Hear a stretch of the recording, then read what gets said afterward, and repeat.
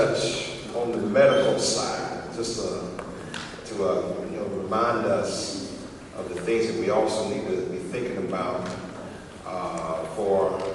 and it affects all ages. I was getting ready to say that it affects our seniors, but I think it affects all ages at some point in time in our lives. So give it up to Reverend Price.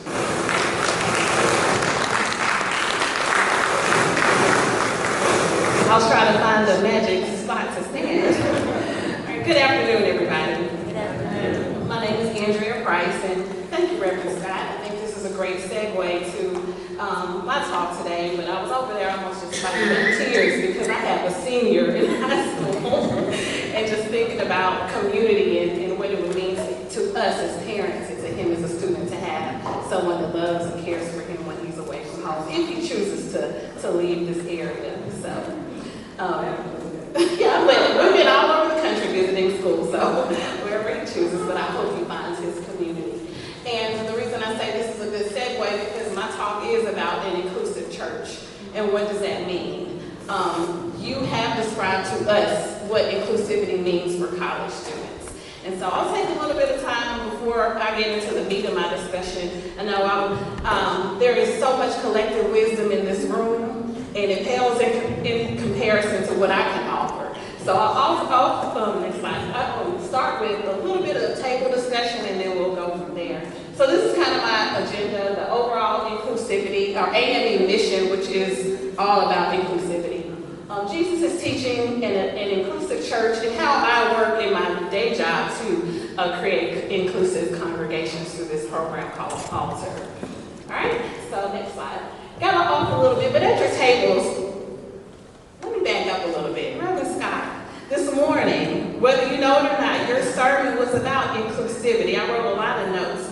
Reverend Hodge, you talked about inclusivity during the altar call when you talked about going into the nursing homes and taking absentee ballots. We want to be sure we include the people in nursing homes. Our general confession language now is more inclusive. So we are doing good things as a church. We can do better to ensure we have inclusivity within our congregations. So thank you for that sermon. I rocked the vote this morning too because I went and voted.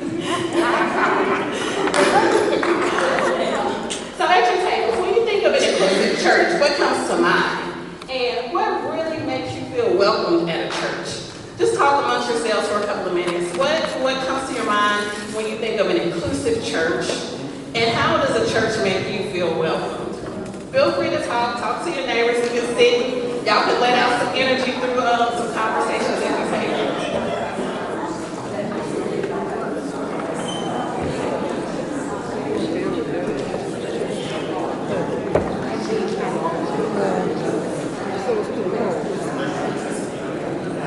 Absentee ballot, just to educate them about it.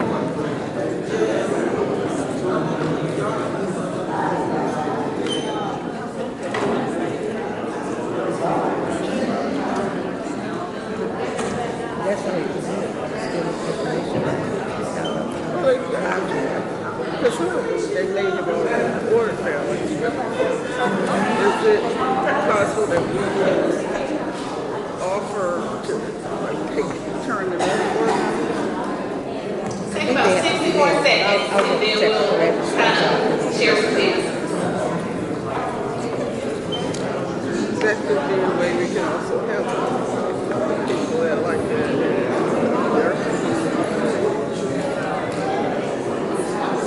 But I'm not even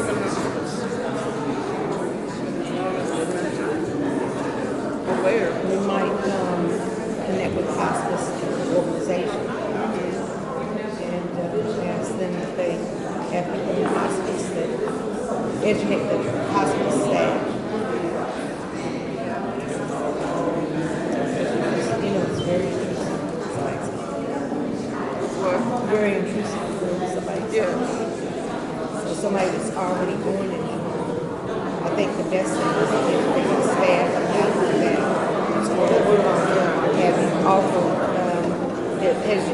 About 10 more seconds and then we'll wrap it up. patients access to vote. I know what my dad was in nursing home. She was in nursing home. All right. I know we have some good ideas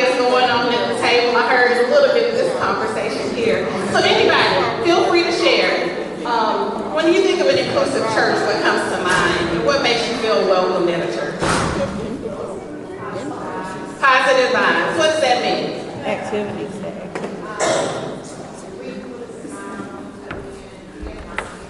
We can't hear. Greeting with a smile when people come in, positive vibes, just generally being nice. Genuinely. Genuine. All age groups are welcome. Inclusive language. When the church reaches back out to you after you visit. Church reaches back out to you after you visit. Reverend Hines, what did you say? People feel like they matter. And that's the ultimate, if we're Christians and we're living a Christian life, it's built into who we are. But sometimes we do have to be reminded. So thank you all. So again, our AME mission is to minister to the social, spiritual, and physical development of all people. And that's the key word. If we're living up to this mission as AMEs, we are being inclusive. It should be built into the way we function. Again, Jesus' teachings are who we are as Christians. We live by these teachings. These are a couple of things. I'll just go through them quickly. Love your neighbor. Simple. But it takes some work. Of course, the parable of the Good Samaritan. Who is our neighbor? Breaking down social barriers. We saw Jesus with the woman at the well. Children. When the disciples were like, get the children, Jesus said, welcome the children. They matter. Sinners. Jesus had dinner. He had conversations with people that some people wouldn't even give the time of day. So this teaching is all about being inclusive.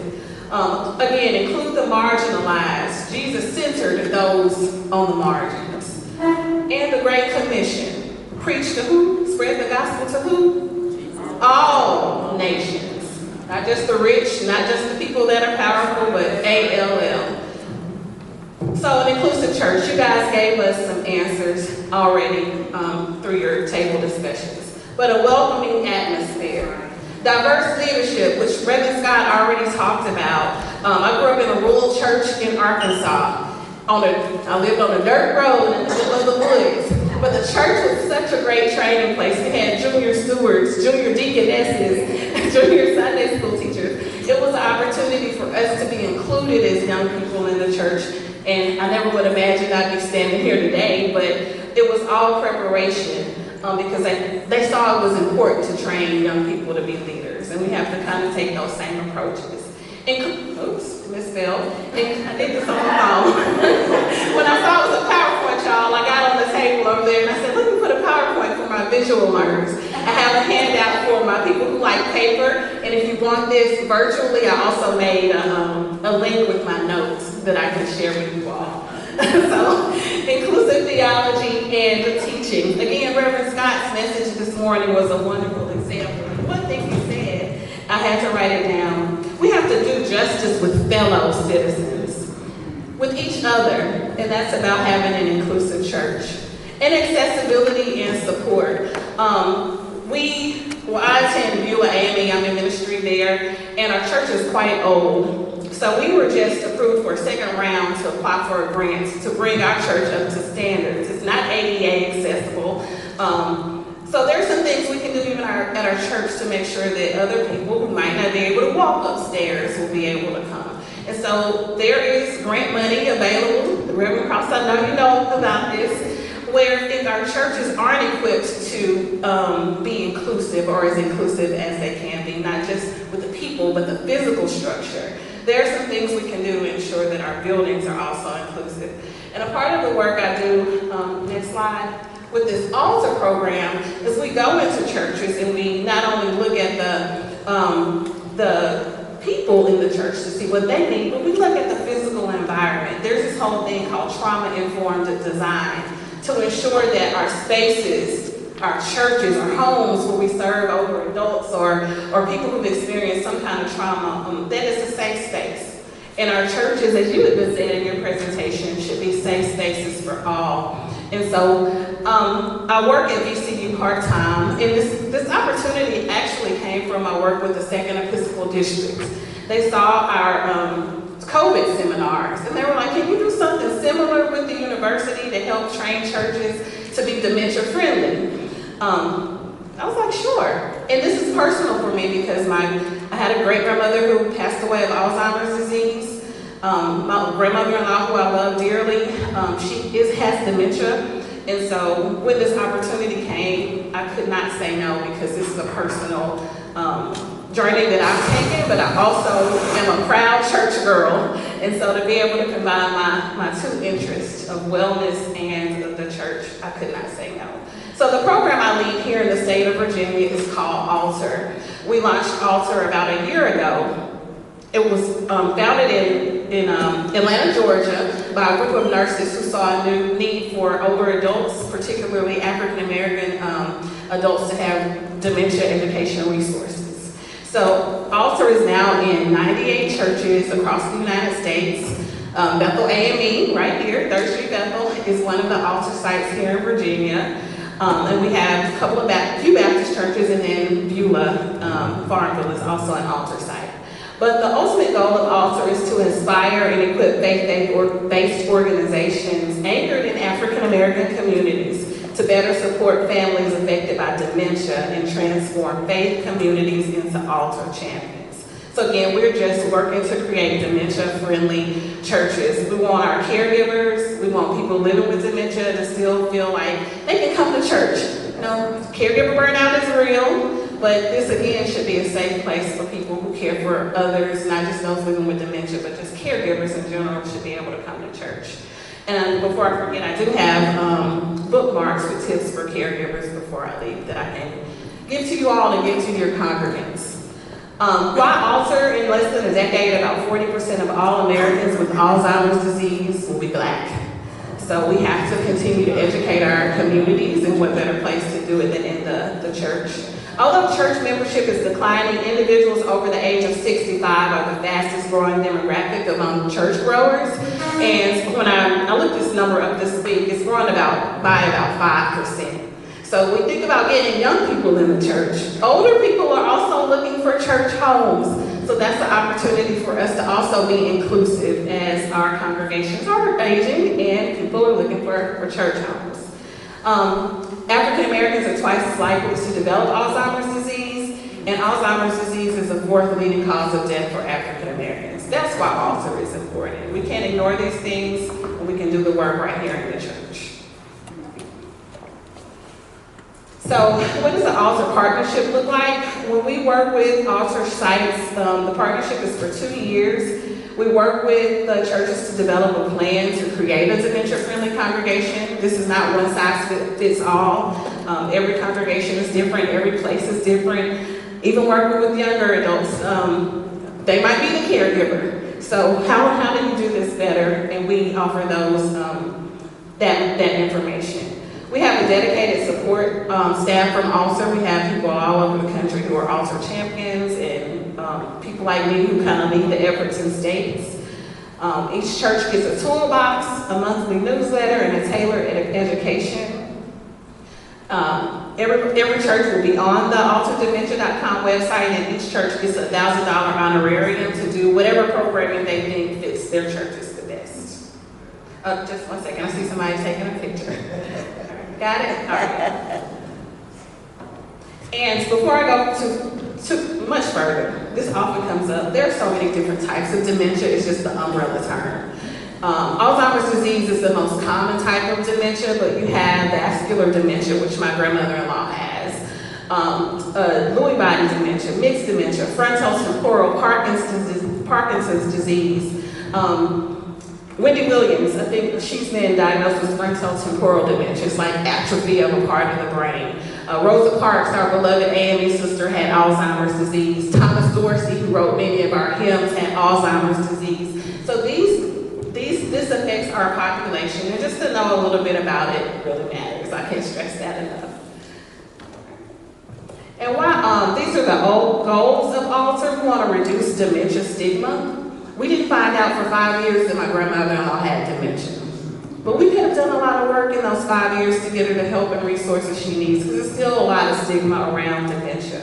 We want to have resources for congregations. If there's nobody in your church with dementia, they might know somebody with dementia. People might know somebody with dementia. So we want to be able to get those resources and make sure people are supported. Enhanced empathy. A part of being inclusive is to be empathetic. And that's one of the goals of Alter. And again, education and awareness. We have a whole team of people at VCU, from people who do work around elder justice. We know elder abuse is real, and it often happens with people living with dementia. So we have teams of people who can come talk to your congregations about elder justice or elder abuse. Any kind of education you need around aging we have, but particularly around dementia education, we do offer it also. And yes, I kept it short because I know I want to be sure we have plenty of time, but this is my contact information, price89@vcu.edu. And to learn more about Alter Dementia, this is the website, alterdementia.com. And if you go back to the slide with the agenda, those of you that like website information or want my notes, you can go to bit.ly/AME Inclusive Church. Yes, ma'am. It was diagnosed, it was in her record, but until she got down pretty bad, that's when the family finally found out. She never told anybody. The doctors didn't share it with the people that were taking her to the... She was hiding the diagnosis, yeah. Yes, ma'am. You know, Alzheimer's is something that interests me greatly, and I do know that they're having an Alzheimer's walk in the DC area on the 28th or something like that. But the research on Alzheimer and the funds and what the government allocates to that or assists in that, how does that fall with some of the other diseases that really affect geriatrics more? Okay, repeat your question one more time. Woo! I want to make sure I'm understanding it clearly. Like government funding when it comes to Alzheimer's? Yeah, I'm just wondering, how does Alzheimer's research and funding rate with some of the other diseases that are affecting geriatric persons? I will say it can be better, but I also will say that on the university level, there are quite a few, the medical school, Eastern Shore, I'm still learning these things. They do a lot of Alzheimer's research. So on those institutional levels, they also have money for studies and things like that. But yeah, it can always be more money for everything, particularly for things that affect us. Because America is an old country, believe it or not. It's one of the oldest countries in the world. You have countries in Africa where the average age is like 20. But in America, we're aging, we're old. We're an old country. I asked that question basically because at one time AIDS was considered to be a dead end thing.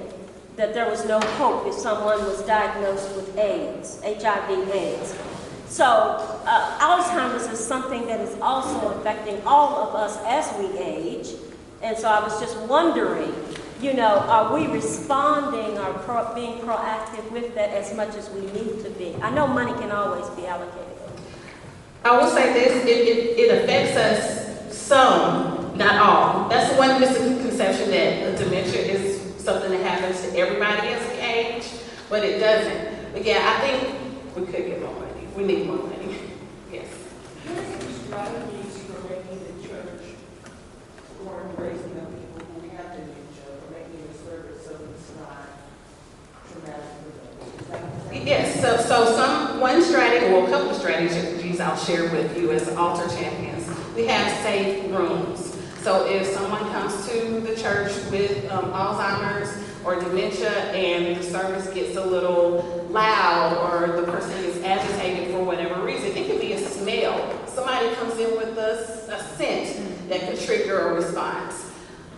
Which we would work with the churches to train ushers or greeters or whoever to take the person to like the quiet room if something like that happens. We also look for signage, like the exit sign that we see here is important.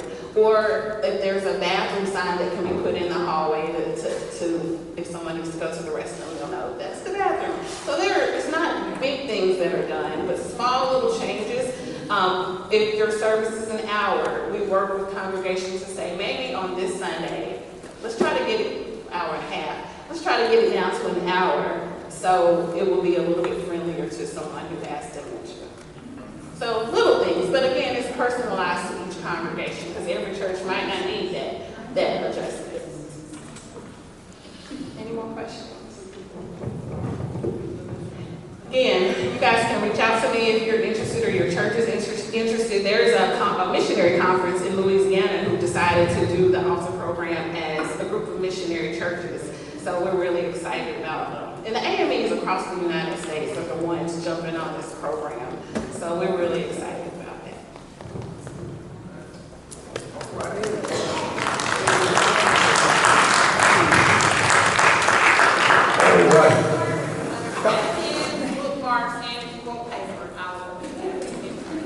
Amen. There's a lot of goodies being handed out today. Amen. We thank you, Reverend Price, for your research and your efforts, and to know that you are really not working when you love doing something. It's no work because you love doing it. Work is when you got to do something when you really don't like it. Amen. All right. So